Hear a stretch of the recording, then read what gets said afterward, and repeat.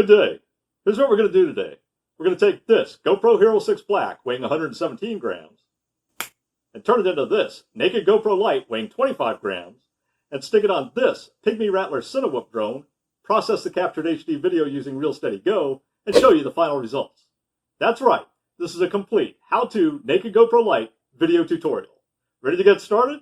Then hit that thumbs up button below and subscribe to your TMac FPV channel, your home for your journey to better FPV fun, flights, and racing stuff.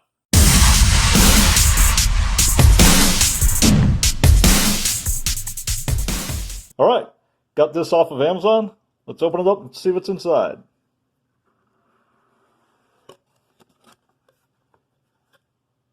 Nice packaging.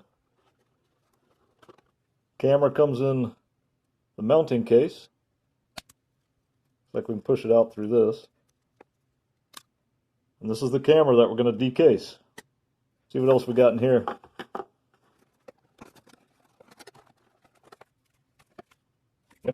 USB-C cable. Battery, which we'll have to charge up, I'm sure. And a couple sticky mounting things.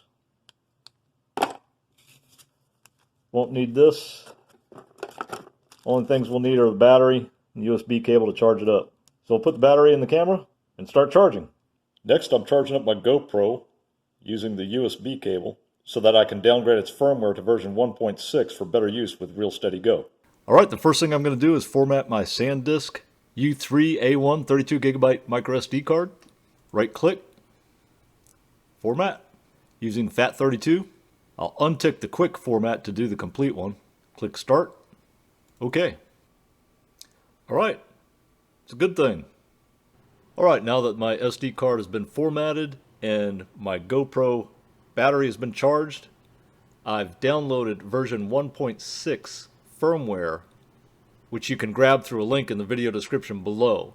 And I've got this update.zip here. I want to copy this onto the SD card. Right now we want to extract it. We want to extract to update. That's done right here. So with that, we can delete this.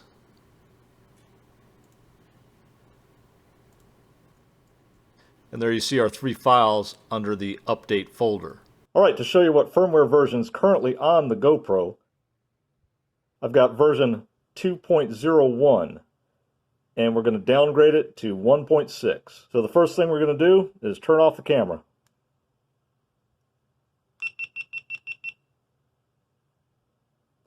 Then we're going to open this up. I'm going to stick the SD card in that's got the new update folder and files on it. Then we're going to turn the GoPro on.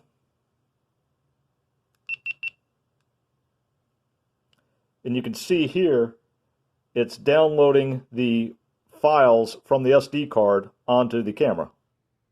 And it's actually changing the firmware from version 2.01 to 1.6.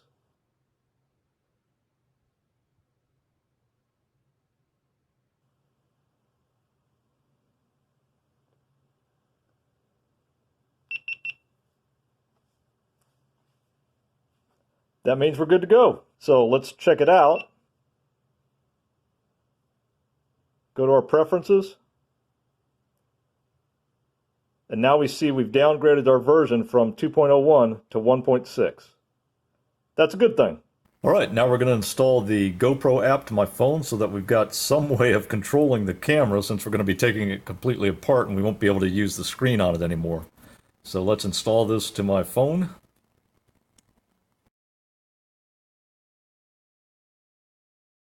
And now we can open it up.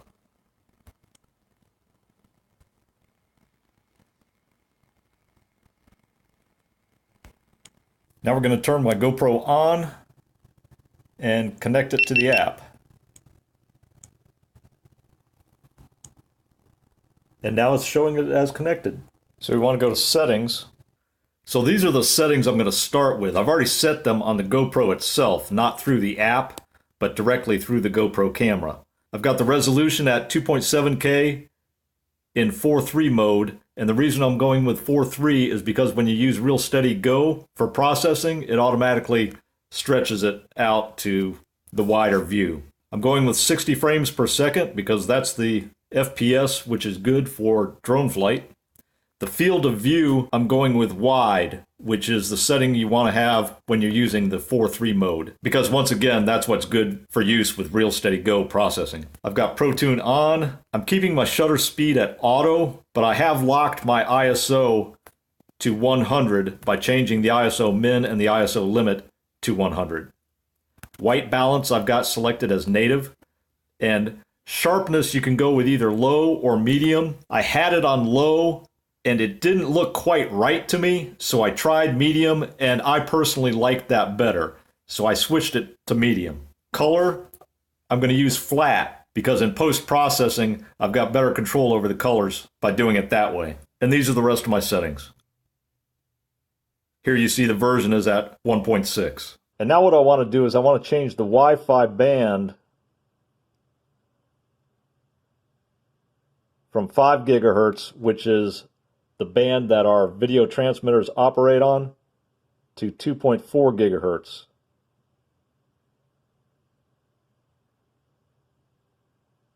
Like that. And with that, we should be good to go.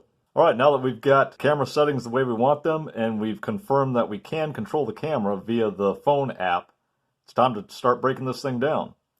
First thing we need to do is remove this lens cap. Pry this up a little bit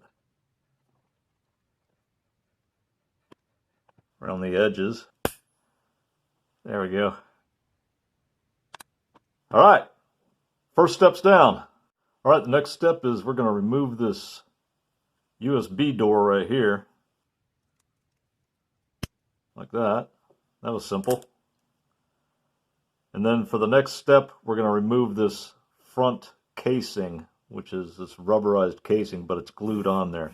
So we're going to have to start over here and pry a tool underneath this edge to break the glue all the way around and peel it off. All right, so now let's get to removing this front rubber part.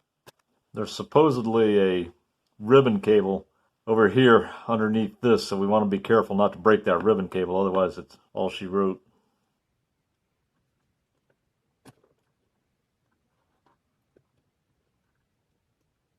Okay, here's what I got left. This was not the easiest thing to get off. What I ended up doing is using a heat gun around here to get some of this, heat some of this glue up and soften it up, which allowed me to pry underneath it and pull this stuff off to the best of my ability. I also used pliers, which doesn't make it any easier, really.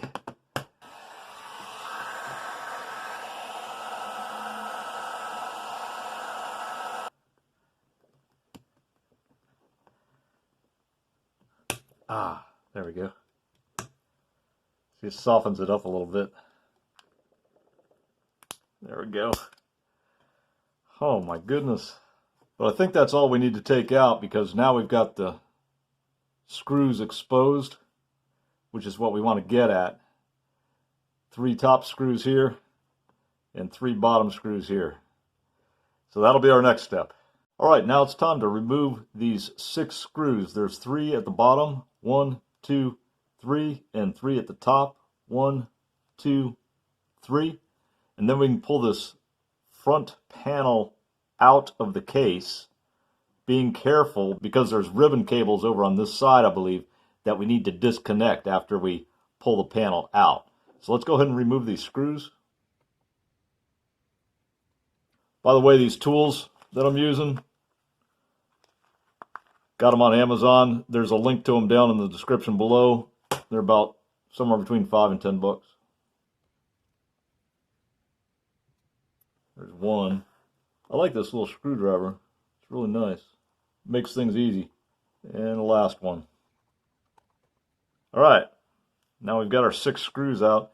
Now we can gently try and remove this panel from the casing. Gently. There we go. Now you can see down here, there's going to be some ribbon cables that we need to detach. Right here, lift that up gently, and right here, lift that up gently. And those are the ribbon cables that we detached. There's 3 of them. And then we've only got one more connection that we have to undo here. All right, now let's just disconnect this wiring harness from the front plate. This is just a piece of tape or something on here. It just pulls right off. And then this should just pull right off like that. It was pressed on from the top, so it just pops right off. All right, so far, this is what we've got left. Looking good. Now what we want to do is we want to get this board off of this panel that it's mounted to. And we see obviously that there are some screws holding it on here. There's actually 4 of them. 1, 2, 3, 4. But there's also some screws underneath this USB holder. So we need to take this USB connector holder off as well as those 4 screws in order to get to the other screws which are underneath this in order to be able to remove the board. So let's get rid of these screws.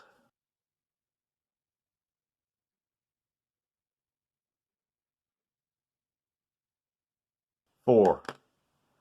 All right, now in order to remove this, you need to pop this up like that. It's the ribbon cable, which was plugged in there. Then there's this plate here, which we can remove. And now you see that we've got another screw here that we need to get rid of.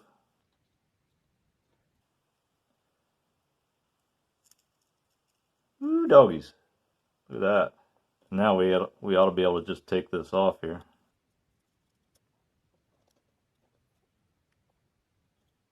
All right, I finally found the right screwdriver for this Phillips screw, and it is coming out now.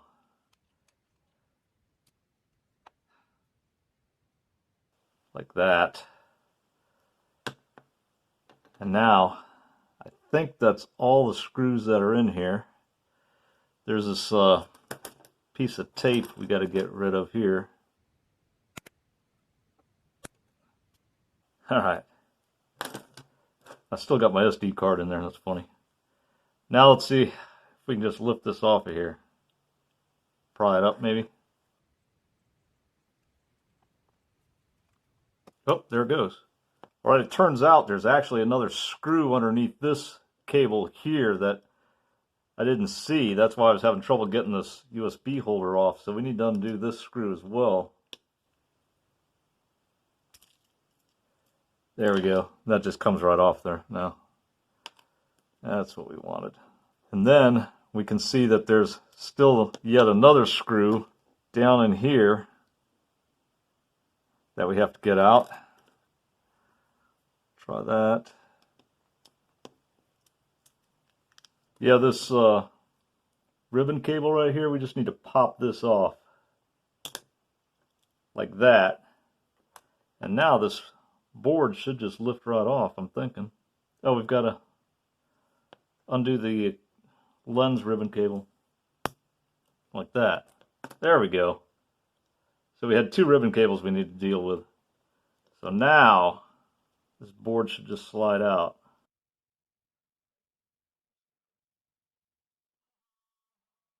Yes! That's a good thing. That's what we wanted. Outstanding. All right, the last thing we need to do is remove the lens from this front panel. And the way we're going to do that is underneath this, I don't know if you can see it here or not, there's one screw right here holding this lens into the panel. So we need to get at that screw, unscrew it, and that should be able to pop that camera lens right out of here. Let's give it a shot. Seems to be coming out all right. And there it goes. It's a very short, wide top screw. And with that, we ought to be able to just pull this right out of here. Let's see what happens. Sure enough, look at that. There's our GoPro lens. Don't need that anymore.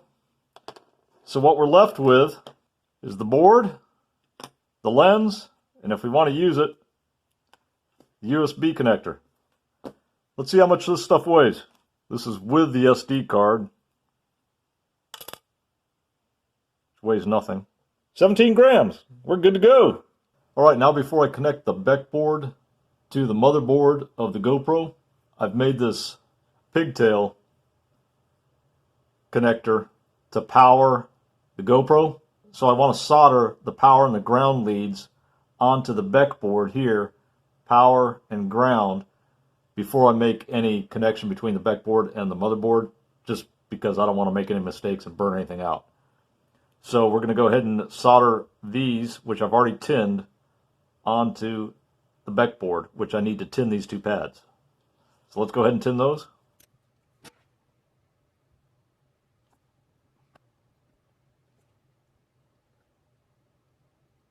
I need to make sure that those two aren't touching, that they're not connected.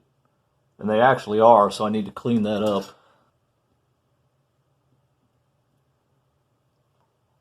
And I think that did it. They're no longer shorted out. So now I can go ahead and solder the power here and the ground over here. Good stuff. All right, now what I want to do is I want to connect the back board to the motherboard of the GoPro. And the way that's going to happen is I've got this socket here and this one over here. So this plugs in there and this plugs in here. Now what I've got here is version 1.1 of this back board.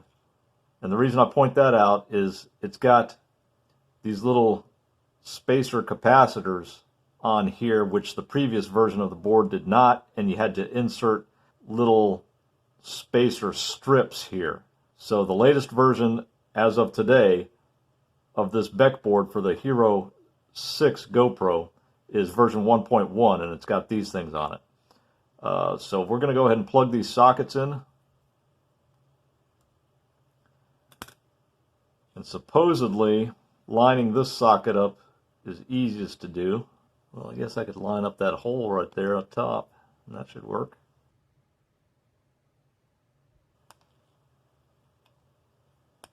Oh, there, it snapped in there. I felt it. And then I just felt that one snap in as well.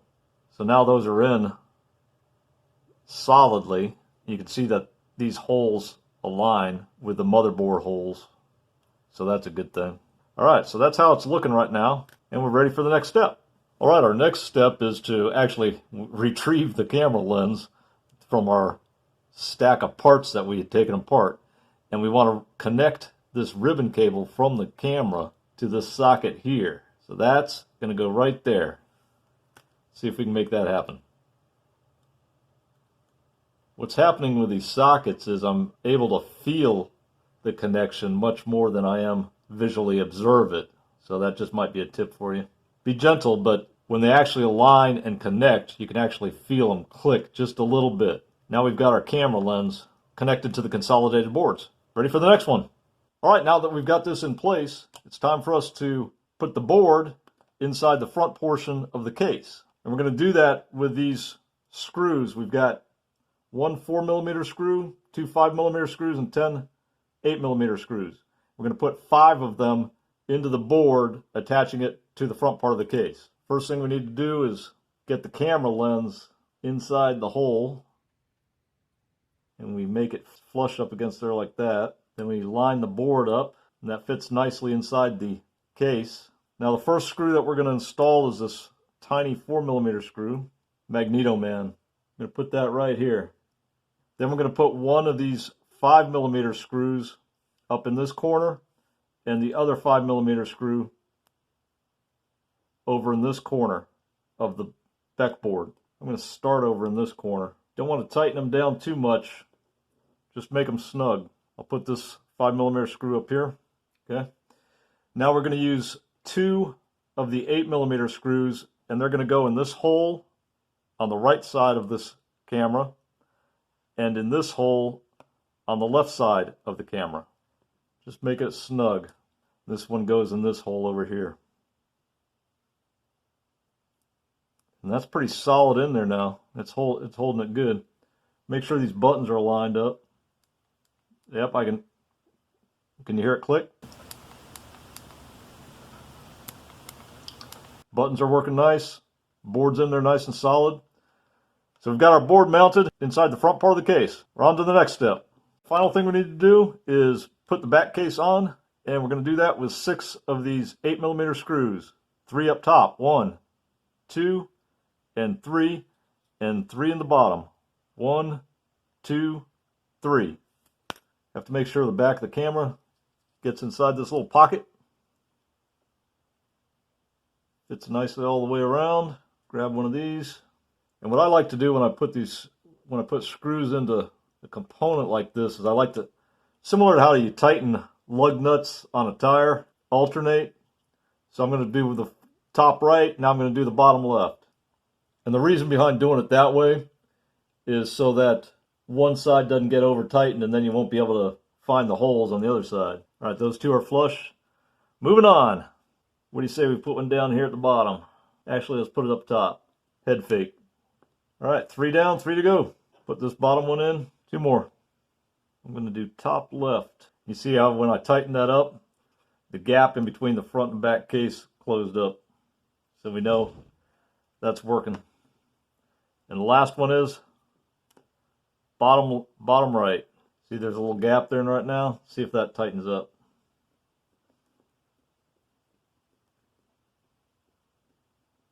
Sure enough does. Look at that. Buttons are working good. Looking good. All right. That's our Decased or Naked GoPro. Assembly complete. Now all we have to do is power it on to make sure that it works. What I've done with this pigtail is on all future builds that I want to use the Naked GoPro on, I'll attach the other end like that to the flight controller, power supply, VCC, and ground, and it'll take up to 4S for the Beck board. So now I'm either going to connect this to the flight controller and check the power, or I'll just connect this to the LiPo to ops check it. Let's go to the next step, power check. All right, before we do our ops power check, let's weigh this puppy in. 25 grams. Good stuff. All right, for our power check, I decided to go ahead and connect the other end of the pigtail in the power lead to the flight controller, and I just connected those 2 leads to BAT plus and BAT minus, the LiPo positive and negative pads of the flight controller, and then I just connected that lead to the other end of the lead coming from the GoPro. But here's what she looks like all assembled. Looks pretty good. So now we're just going to power check it and we'll be all done. Just set it like this so that you might be able to see the lights on the back of the camera should it happen to work properly. We have 2 buttons. The button on the left is the power on and off button, and the button on the right is the record start and stop button. And the way it's supposed to work is power on the camera, then you press this button to start recording. To stop recording, you press this button again. And then to power off the camera, you long press this button. All right, let's power on and see if she works.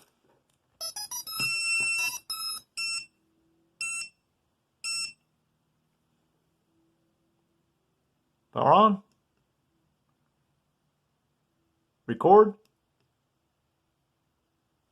It's recording. That's a good thing. And we stop recording. Excellent. Mission complete.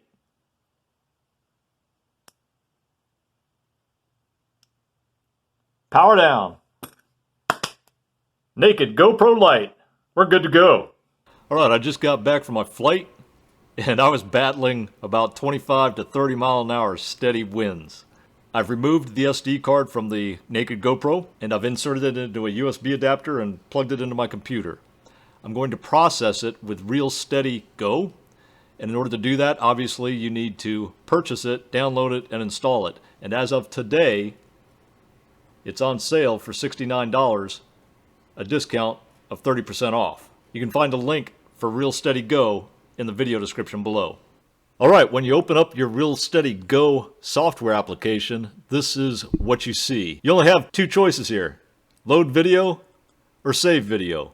This is what's used to export the video once it's stabilized. So at this point, we're going to load the flight video from the folder I put it in after grabbing it from the SD card of the GoPro. And here's my flight video. Double click on that. And it says running the numbers. And this does take a few minutes. Alright, once it's done running the numbers, it creates these little keyframes down here where it synchronized the video and the gyro data. You can actually modify these by left-clicking on them and adjusting them or deleting them. You can also click at a certain spot in the video that you want to synchronize the video with the gyro data and create another keyframe to do so. If you're going to change these, what I recommend doing is finding a place in the video where you're doing somewhat of straight and level flight to make it easier on ReelSteady Go to synchronize the data. So let's go back over here and see what part of the flight this keyframe's on. Here I know I'm flying and the wind's blowing from left to right as you're viewing it on the screen at a fairly hard and steady pace. What I want to do is I want to find a place in the video where I'm flying somewhat straight and level. Like right here's a good spot where I'm going with the wind through this pavilion. So I'm going to add a keyframe here, and then I'm going to delete this one.